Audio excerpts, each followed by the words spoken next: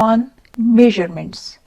In the previous lecture, we have studied about importance of physics, importance of measurements, physical quantities, international system of units, base units, derived units, and supplementary units. We have not discussed in detail about supplementary units, so in this lecture we will study about supplementary units in detail, scientific notation, and some conventions for using SI units. We have discussed this thing that physical quantities are those quantities which can be measured or quantified. We have discussed about base physical quantities as well as derived physical quantities. We are yet having another class of physical quantities which are two purely geometrical quantities which are not yet classified as base or derived quantities. First one is plane angle, a physical quantity plane angle which is having unit of radian and symbol RAD. Second physical quantity is solid angle which is having unit steradian and symbol SR. So those units which are not included either in base units or derived units are called supplementary units. These are the units of plane angle and solid angle. So supplementary units include two units, radian and steradian, which are not yet classified under base or derived units by System International. So what is radian basically? It is the plane angle subtended at the center of the circle by an arc of length equal to the radius of the circle is called radian. Okay, you can see a circle over here. Any part of this circle is known as arc of that circle. If we are taking length of the arc equal to the radius of the circle, then angle will be equal to 1 radian. Radian is the unit of plane angle, which is basically two-dimensional angle. So let's illustrate this thing that what is a radian. If we are considering a circle of radius r, and if we are taking an arc length equal to the length of this radius, we are taking this arc length equal to the length of this radius, then angle subtended will be 1 radian.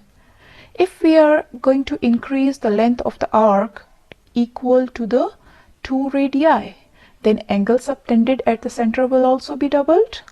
So we will say that if arc length is equal to 2 radii, then angle subtended at the center will be equal to 2 radians. If arc length is equal to 3 radii, then we will be having angle subtended at the center which is equal to 3 radians. If we are increasing the arc length equal to the 4 radii, then angle subtended will be equal to 4 radians. Similarly, if we are going to increase the arc length by 1 unit, then angle subtended at the center will also be increased by 1 unit in radians. So if arc length is equal to 5 radii, angle subtended will be 5 radians.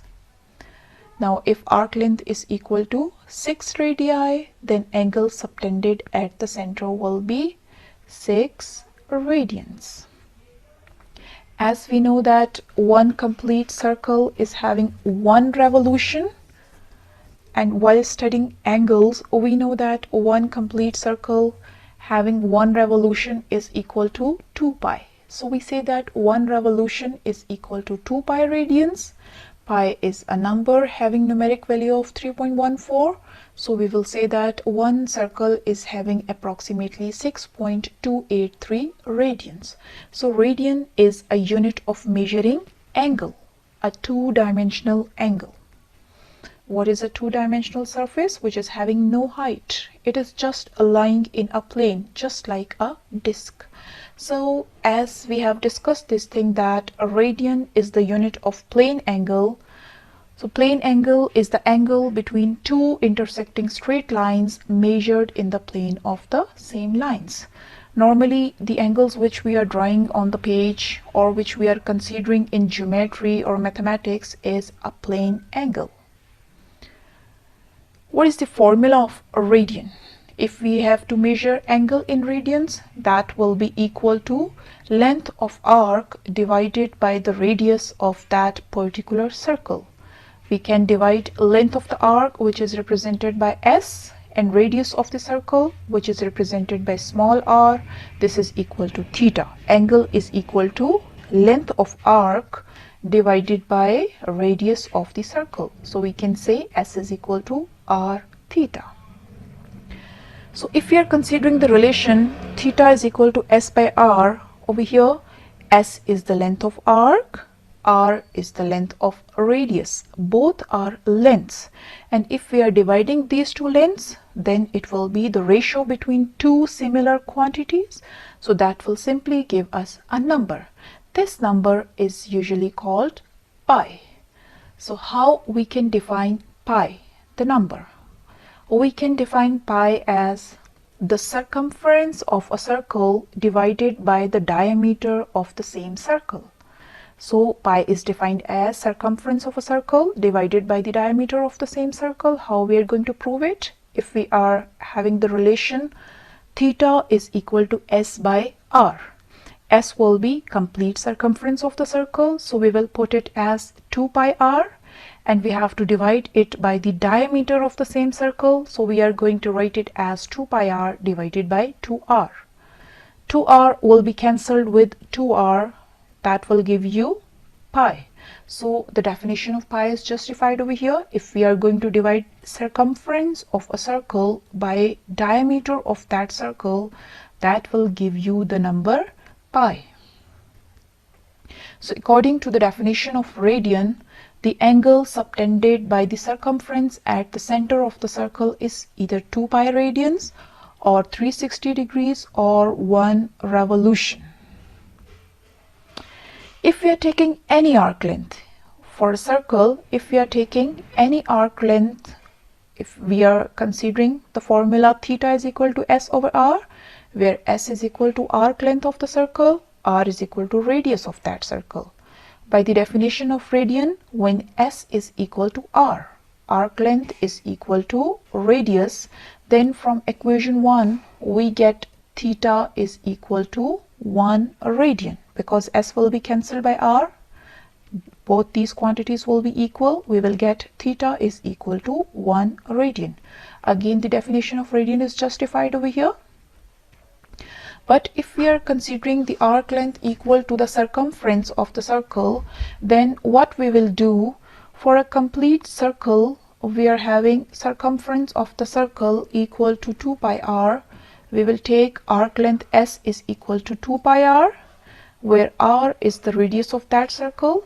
Equation 1, theta is equal to S by r, will now become 2 pi r divided by r. We will get 2 pi r divided by r, that will be r will be cancelled, and we will get answer as 2 pi. So theta is equal to 2 pi radians for a complete circle by the definition of a radian. If we are considering arc length equal to the complete circumference of a circle, we will get theta is equal to 2 pi radians. Hence we can say that one complete circle is having 2 pi radians.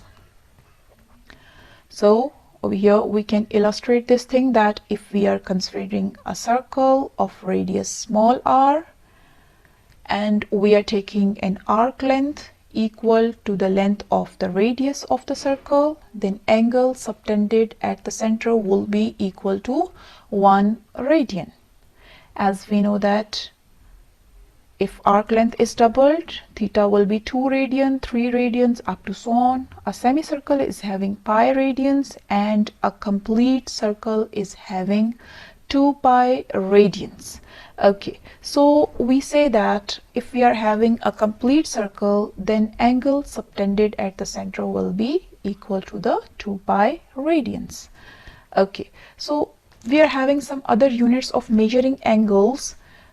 We are now discussing the angle which is in radian, and if we are going to measure the angle in degrees, degree can be defined as angle subtended at the center of a circle by an arc of length 1 by 360 of the circumference of a circle. It means that one complete circle is having 360 degrees, and 1 degree is angle subtended at the center of a circle by an arc of length 1 by 360 of the circumference of the circle.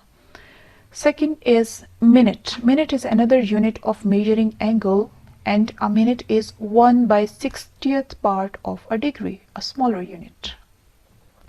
Second, yet another smaller unit, a second is 1 by 60 of a minute. It is 60th part of a minute. But if we are comparing degree and radian, then a radian will be a bigger unit. If we have to find out the relation between degree and radian, we know that for a complete circle, 1 revolution is equal to 2 pi radians, which is equal to 360 degrees. So we can say that 2 pi radians is equal to 360 degrees. If we are dividing both sides with 2 pi, we will get 1 radian is equal to 360 divided by 2 pi. Pi is a number having value 3.14. So we can say that 1 radian is equal to 57.3 degrees. So that is the relation between degrees and radians. That is the important relation. 1 radian is equal to 57.3 degrees. You can see here that radian is a bigger unit of measuring angle. 1 radian is equal to 57.3 degrees. So this is 1 degree and this is 1 radian. Quite a bigger unit than degrees. Okay. So if we are going to discuss the second supplementary unit, steradian, which is the unit of solid angle, 3-dimensional angle. It is defined as the angle subtended at the center of sphere by an area of its surface equal to square of radius of that sphere is called 1 steradian. In this definition, we are considering two things. First one, we have to consider a 3-dimensional surface. 3-dimensional sphere basically means 3-dimensional surface is such a surface which is having height as well. It is having height as well, just like a ball. So if we are considering a ball, and on that ball or on that sphere we are considering a surface area which is having area equal to r square, then angle subtended at the center, this angle which is considered over here, it is basically a 3-dimensional angle, that will be equal to 1 steradian. Okay, so as steradian is the unit of solid angle, so let's define solid angle. It is a 3-dimensional angle subtended by any object at a certain point in 3D space. You can see over here we are having this angle which is a solid angle, a 3-dimensional angle. Okay, so if we are going to consider a sphere, you can see a sphere is here just like a ball, and we are considering a surface area on that sphere. This red spot is indicating the surface area. This is having area equal to r square. Then we are cutting a slice out of this sphere. That angle subtended at the center will give you 1 steradian. Just like we are taking out a slice from a watermelon and we are taking that solid angle, 3-dimensional angle at the center, that will give you a solid angle. Okay, so some examples related to this solid angle or steradian, you can consider this: a birthday hat, that will give you a solid angle. Torchlight, again a solid angle. Some vegetables like carrot, it is also giving you a solid angle. Okay, if you're going to consider the formula of steradian, that will give you solid angle is equal to surface area divided by radius of the sphere square. So in radian we have considered this thing that surface area divided by radius of the circle. Over here we have to take surface area divided by radius of the sphere square.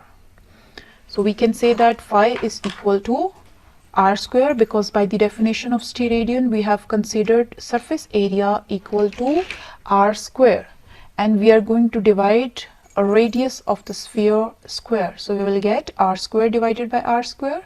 Solid angle will be equal to 1 steradian over here by the definition of steradian. Okay, so over here if we are considering the complete sphere, we can use the formula solid angle is equal to surface area divided by radius of the sphere square. We know that for a complete sphere, surface area is equal to 4 pi r square. Surface area for a sphere is 4 pi r square. We have to put this surface area in the formula. We will get solid angle is equal to 4 pi r square divided by r square. This r square is cancelled with r square. We will get solid angle is equal to 4 pi. So for a complete sphere, we are having 4 pi steradians. You can recall that for complete circle, we are having 2 pi radians, and for complete sphere, we are having 4 pi steradians by using the formula of plane angle and solid angle. So any closed surface subtends a solid angle of 4 pi steradian at any of its interior point. So we can say that it is not necessary that we are having a spherical surface. A three-dimensional surface may or may not be a sphere. It could be any three-dimensional surface, any closed surface that will subtend a solid angle of 4 pi steradians at any of its interior points. Okay, so we say that we have discussed over here in this discussion about radian and steradian. 1 radian was equal to 57.3 degrees. Angle in radian is having formula length of arc divided by radius of the circle. And we have proved this thing that theta is equal to 2 pi radians for a complete circle. And in steradians, we have discussed this thing, formula of solid angle is equal to surface area divided by radius of the sphere square. And a complete sphere has 4 pi steradians. Okay, so next, if we have to discuss about scientific notation. What is scientific notation? Or writing numbers in power of 10 or standard form m multiplied by 10 raised to power p is called scientific notation. There must be only one non-zero digit to the left of a decimal point. So scientific notation is such a notation in which left of a decimal point there should be only one non-zero digit, and we have to multiply it with some power of 10. That will be the standard form. For example, if we are having the number 123.4, that should be written as 1.234 multiplied by 10 raised to power 2, one non-zero digit before the decimal multiplied by some power of 10. That is the standard form. And if we are having the number 0.001234, that should be written as 1.234 into 10 raised to power minus 3. Again, one non-zero digit before decimal. It is a representation in the standard form. Why scientific notation is needed? Because in physics as well as in other sciences, we have to make very small or very large calculations sometimes. For example, if we have to measure the size of an atom, that is extremely small calculation, extremely small value. And if we have to measure size of the galaxy, that will be extremely large value. That will be having a lot of numbers of zeros. So instead of writing it as 0000 something, we can write it in the form of scientific notation to make the calculations more easy and more simple. We are having some positive powers of 10 and some negative powers of 10. If we are having simply 10, 1, 0, then we can write 10 as 10 raised to power 1. If we are having 2 zeros after 1, we can write it as 10 raised to power 2. If we are having 3 zeros after 1, we can write it as 10 raised to power 3. 4 zeros after 1, that will give you 10 raised to power 4, up to so on. For negative powers of 10, if we are having 10 raised to power minus 1, that will give you 1 divided by 10. 1 0 in the division, that is equal to 0.1. If we are having 10 raised to power minus 2, that will be 2 zeros in division, 0.01. If we are having 10 raised to power minus 3, then we are having 3 zeros in division, that will give you 0.001. 10 raised to power minus 4, that will give you 4 zeros in division, 0.0001. You can see over here, if we are having 4 positive powers, then decimal is after 4 zeros after 1, and if we are having minus 4, then decimal is before, it is 4 points before this 1.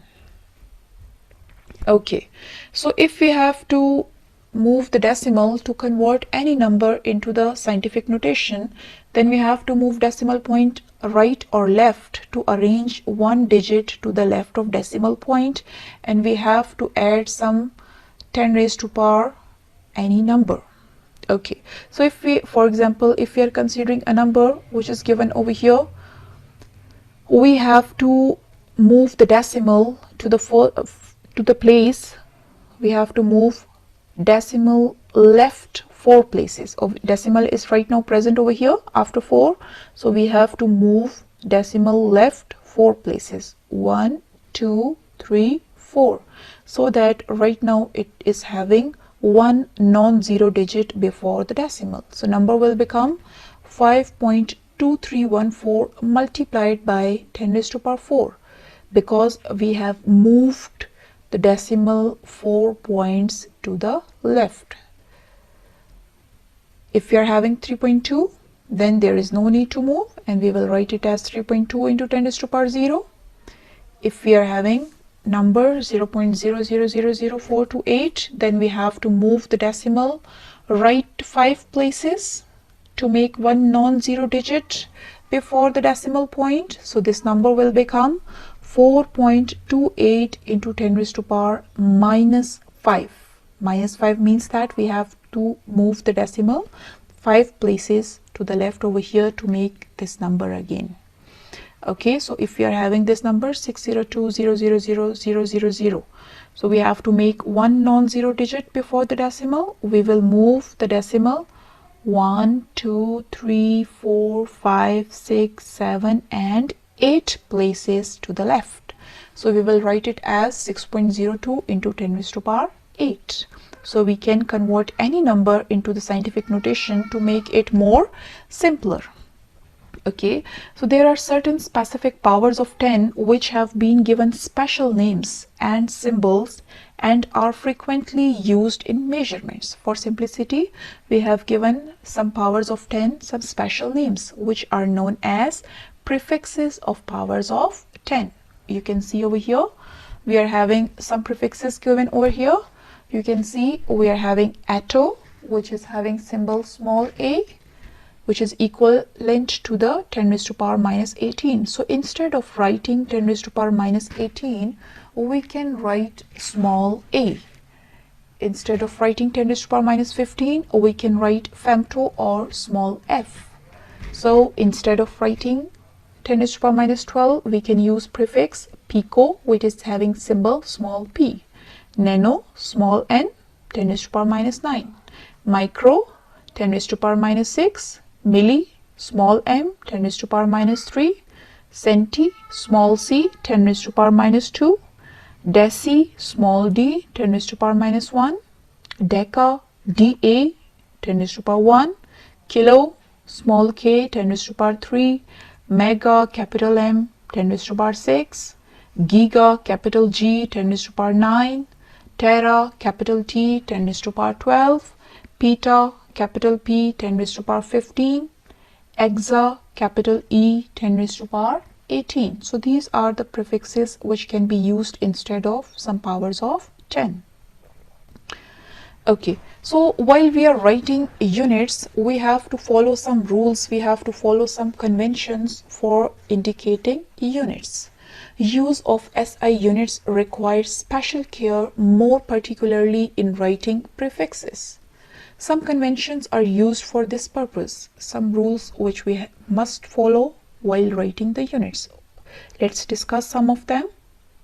If we are having full name of the unit, that does not begin with a capital letter even if named after a scientist. It should always start with small letter. Like if we have to write the unit of force, Newton, in its full form, then even if it is the name of the scientist, it will start with small n. Newton with small n. Pascal, small p. Joule with small j. All these are names of the scientist. Still, if we are using them as units, we have to begin them with small letter. Symbol of unit named after a scientist name has initial capital letter. For example, N for Newton, PA for Pascal, HZ for Hertz, and capital J for Joule. So full name begins with small letter, but symbol is written with capital letter. Okay, so if we have to write prefix before unit, it is written without any space. For example, if we are writing centimeter, then centi and meter are written without any space. Micrometer without any space, millimeter without any space, nanometer without any space. So if we are using prefixes before any unit, those will be written without any space. But if we are writing the combination of unit, that is written each with one space apart. For example, if we are writing unit of torque, Newton meter, Newton is a derived unit, meter is a base unit, they should be written one space apart. Coulomb second, again there should be one space between these two units. Meter second, there should be one space between these two units. Compound prefixes are not allowed, which means that if we have to write a bigger number, so instead of writing a prefix 2 times like kilo ohm, they can be written as mega ohm. Microfarad is written as picofarad. Also 2 into 10 raised to power 5 centimeter. Instead of using 10 raised to power 5 with centi, we can use 2 into 10 raised to power 3 meters. When a multiple of base unit is raised to a power, power is applied to the whole multiple. For example, if we are writing 1 kilometer square, square is not only applied on meter, but it is also applied on kilo. So it is equal to basically 1 kilo square meter square. It is not only 10 raised to power 3, but it is 10 raised to power 3 square, which will give you 10 raised to power 6. So we say that when a multiple of base unit is raised to a power, power is applied to the whole multiple. And the last one, that we must use most convenient and appropriate unit. For example, if we are going to measure the mass, that cannot be measured in meters or kilometers, that should be measured in grams or kilograms, the most appropriate and convenient unit. Okay, similarly, length cannot be measured in Tesla or candela. Length is always measured in meter, kilometer, inches, or some appropriate unit.